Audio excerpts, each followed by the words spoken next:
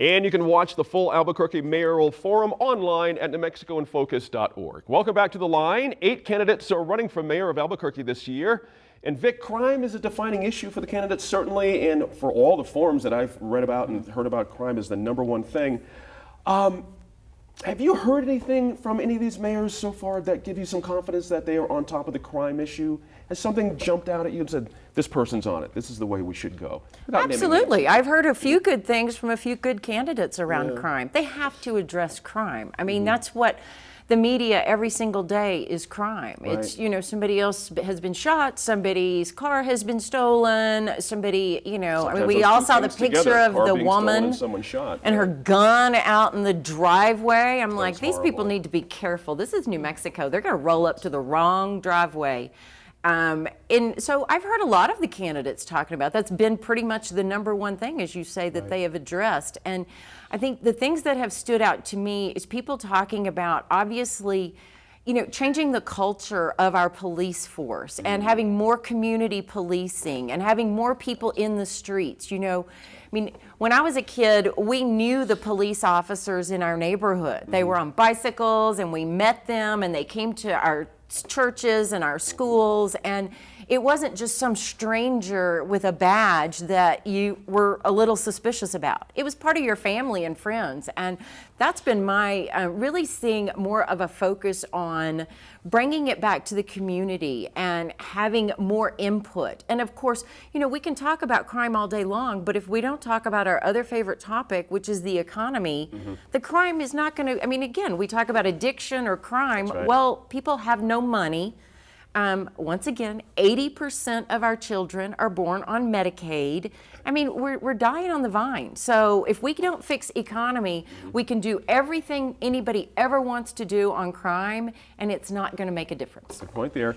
Rachel, interestingly, let's get right to what we've been sort of musing about, this idea that money, you know, we may be looking at perhaps the last race with public financing in the setup that it is now. And Tim Keller's got an outside group working for him, raising money to help him be, I would assume, more competitive for those who have more money than him. But isn't it a risk? Shouldn't you just, like, if you're going to take public money, shouldn't that be it? Haven't you said to the community, this is my value system. I think I can win on this amount of money, but then, oops, maybe I can't. You know what I mean? What's your sense of that one? The financing landscape for this race is really interesting. You had the Journal reporting that Brian Colon had outraised all of the field, pretty much, which was really interesting. And then you have Keller, the only candidate taking public financing. Then people start pointing out, well, there's this committee also raising money for him. And as it's been reported, that appears to be allowable if the candidate and the committee aren't coordinating, which of course both sides say they're not. So we'll see how effective that is. That's right. Your sense of this Measure Finance Committee, again, this is not unconstitutional, it's not against the law, it's not against anything out there, but it gives some folks a little agita, as they say. Are you okay with this idea of running? Well, let me say this.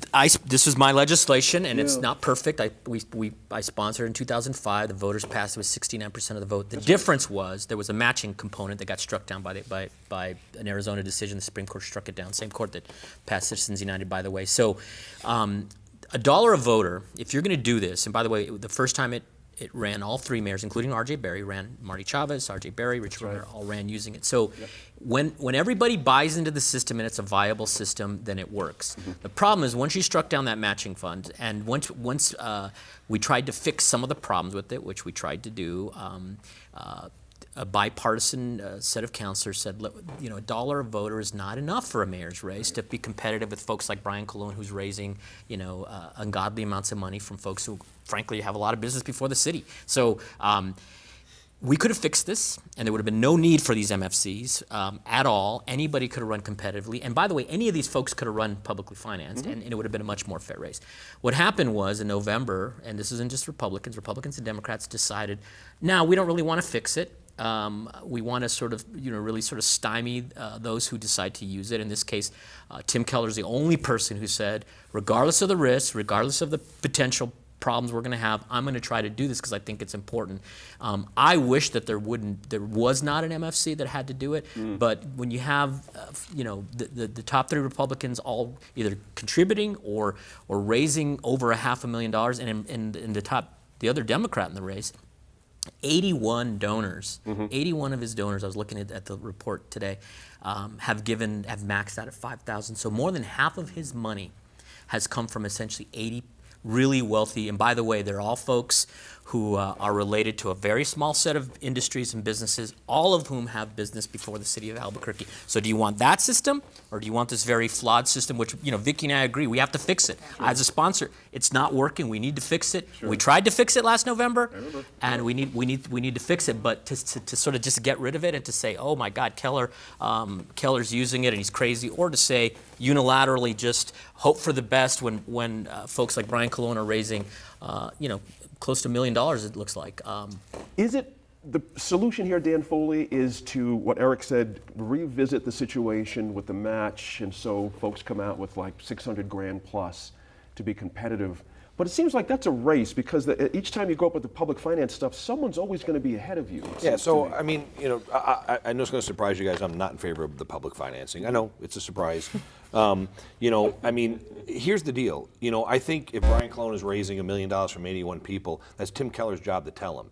It's not the taxpayer's job to say, let me give you more money so you can compete with them. At the end of the day, it's interesting when Eric talks about he's getting this money from people that have business before the city, but the unions that are contributing $40,000+ to this get Tim Keller elected deal, they don't have business before the city. Or, oh, guess what? Olay, who's the people pushing the sick leave deal, they're contributing money to the organ to help get Tim Keller elected. So I think at the end of the day, it's one thing when you say, hey, listen, Eric and I were classmates 10 years ago, and he started this deal to help me, and I appreciate it, but I have nothing to do with him. It's another thing when you say my former campaign manager is doing something and there's really no coordination. I mean, if anybody believes, the people sitting around this table, if Eric would be sitting at this table telling me that if Susana Martinez did this and Jay McCleskey went and ran that organization, he would say, no, it's a clean, separated break.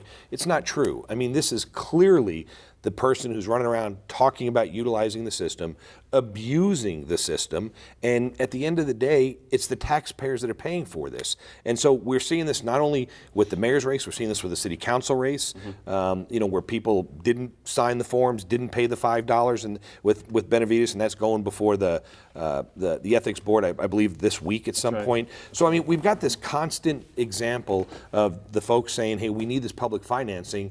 Yet the guys that are advocating the public financing, not Eric, I'm not accusing Eric of this, but folks that are running around out there like Tim Keller, like Benavides saying, hey, we're all about public financing, they're the ones that aren't following the rules. Oh, And that's so, just so not it's true. absolutely true. It's not 100% true. MFCs are totally legal, and Tim Keller has no control over Of course what not. an But you would MFC not be does. sitting here if Jay McCleskey did this for Susana Martinez. Absolutely, I would. You would not be. And that's anybody that's watching And the show I'm that just believes that telling you'd you be right doing now, that Dan, is absolutely The insane. courts have You're said not- they can do it. Of The course they courts have can't said they coordinate. can When do it. your campaign manager, people that have worked on your campaigns that are intricately tied to you, go out and are raising this money, and that money's coming overwhelmingly from union organizations that know Tim Keller's going to be friendly Well, and to I the think union this is a organizations. big misunderstanding. I think Is it's- everybody keeps talking about they can't coordinate, yet we haven't fixed that in the law yet. The word coordinate is not even in the Albuquerque law or the state law.